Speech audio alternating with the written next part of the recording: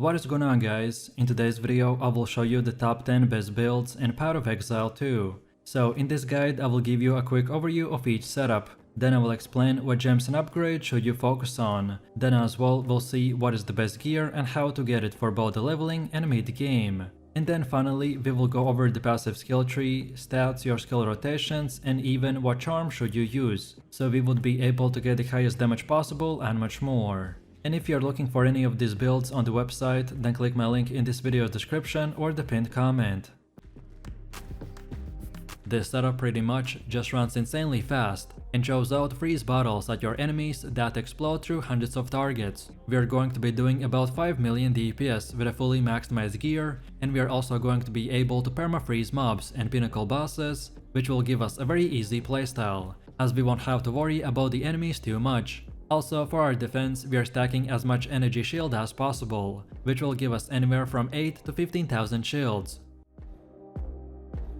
This setup uses a nice shot in the combination with the lightning rod and a blink, which will give us this insane mobility and speed farming potential. What I like most about this setup is that we can simply spam one single skill and pretty much destroy tier 16 maps and reach up to 5 million DPS because of how many buffs we have working in the background. Like you can see from the gameplay, we are basically deleting enemies in split seconds. And on top of this, we can also delete bosses by us having a very high single target damage by using the lightning rod and the orb of storms.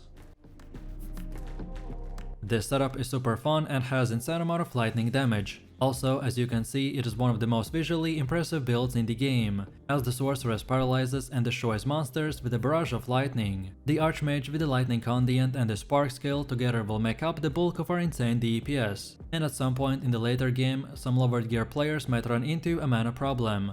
But lucky for us, the sorceress has many tools to address this problem, and with optimized gear we need nothing more than a single stat roll on our weapon or the gear to completely solve this issue.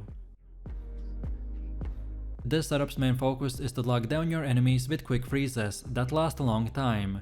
Even bosses are vulnerable to being frozen, and we can just lay down insane amount of DPS while they're stuck doing absolutely no damage. Your main gameplay will revolve around using the ice strike to close the gap between the enemies, then drop the Tempest belt to help you do more damage, and then activate your charged staff and the shattering palm to engage the ranged enemies before they can even hit you, or just to completely melt them down in a second. This build is currently one of the best and fastest setups that you can use to farm maps and other endgame content. Like you can see from the gameplay, we are basically deleting enemies in split seconds. And on top of this, we can also delete bosses by having also a very high boss damage by using the cast on shock and the ball lightning.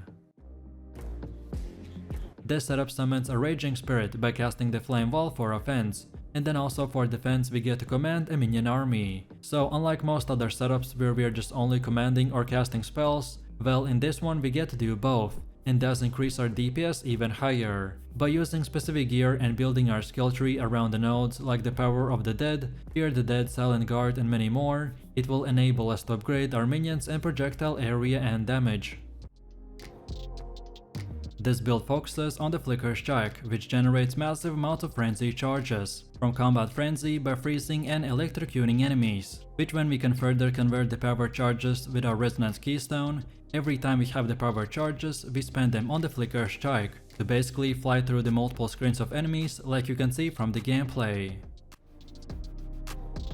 This is structured around using the Hexblast in the combination with other chaos skills that will curse and explode enemies in very wide area. Overall, the Hexblast has a quite high mana cost, and that's why to make it efficient we are going to be using the Mask of the Sanguimancier, which will give us blood magic and increase critical hit chance. So now we can convert mana cost into life.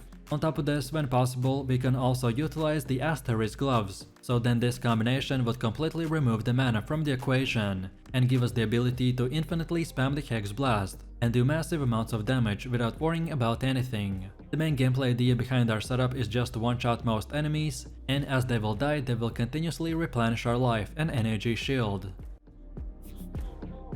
This is the best warrior build by far. This setup's main focus is to run and press from 1 to 2 skills and target big enemy groups to then weaken them and explode. One of the most powerful skills that we have in our arsenal is the Shockwave Totem, which does incredible amount of AoE damage And as you can see from the gameplay, we are just running into the enemies and one-shotting them without even trying. Also, our ancestral warrior totem and the scavenge planning makes the most out of this, by effectively extending the damage of our hits many times over, in order to eliminate big targets like the bosses or tanky rare monsters. This setup is also more known as the stat stacker. Our main goal is to stack as much strength, dexterity, and intelligence as possible, to then scale it with our unique items such as Pillar of the Cage God and the Hand of the Wisdom in action. One of the best things about our setup is that all it needs to function at the start is the Pillar of the Cage God, which is pretty affordable on a budget, but then later on we can scale it incredibly high with a massive power upgrade. Our main playstyle will revolve around using the Tempest Fury in the combination with the Charged Staff, that can hit multiple times and create lightning shockwaves, that as you can see will destroy enemies in split seconds. This should not be a surprise to anyone, but the Temporalis body armor can no longer reduce cooldowns of a skill below 100 MS, so this pretty much nerfed most spam blink builds. This is not a complete nerf, so they're still good, but you just can't spam them that easily. This setup is the original Spark build with a blink and few more changes, and our main spark damage will mainly scale up from the projectile size, their speed and duration, so we will build upon these three things to create a screen-wide electricity, which also thanks to the Archmage and the Constant Gale will enable us to upgrade our mana into giving us more damage and defenses at the same time.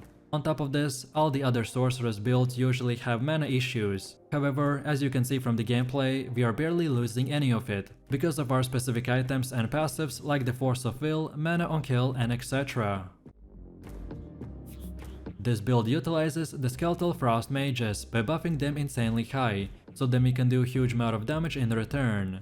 They also will freeze enemies and bosses, so most of the hard content will be like a walk in the park.